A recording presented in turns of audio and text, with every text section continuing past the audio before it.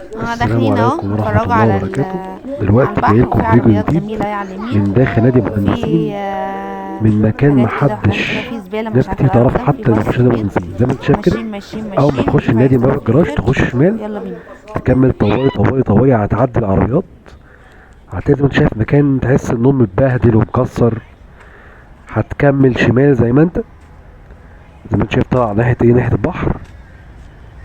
هتاخد بص اللفة عاملة ازاي قدامك، المنظر اهو. بص، هتعدي لحد ما توصل للمكان الجميل ده.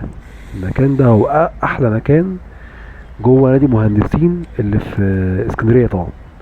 زي ما انت شايف كوبري ستانلي اهو، والصيادين بيصطادوا، واللي بيشرب شاي وحاجه اخر مزاج. واليوم ده كمان كان الجو جميل جدا. وهتبص فوق، هتلاقي بقى عيال صغيره بتلعب. بص السما عامله ازاي والسحابه، سبحان الله يعني. والصيادين بيصطادوا، وكل واحد مروق على حاله اهو في المنظر اللي مفيش زيه في اسكندريه كلها ده.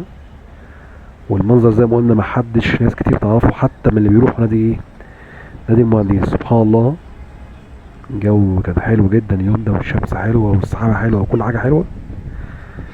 وناس كتير اللي يعرفوا اكتر المكان ده الصيادين اللي بيجوا يصطادوا جوه نادي المهندسين. يعني في ناس بتروح نادي المهندسين مخصوص علشان بس تيجي ايه، تيجي تصطاد بس. هم دول اللي يعرفوا ايه المكان ده كويس، لكن غير كده ما حدش يعرفه. فاول ما تخش زي ما قلنا تمشي شمال شمال طوالي، ما يهمكش تلاقي طوب وبتاع، عدي لحد ما تلاقي المنظر الحلو ده بس. والسلام عليكم ورحمة الله وبركاته، واشوفكم في فيديو جديد بعد كده ان شاء الله بإذن الله.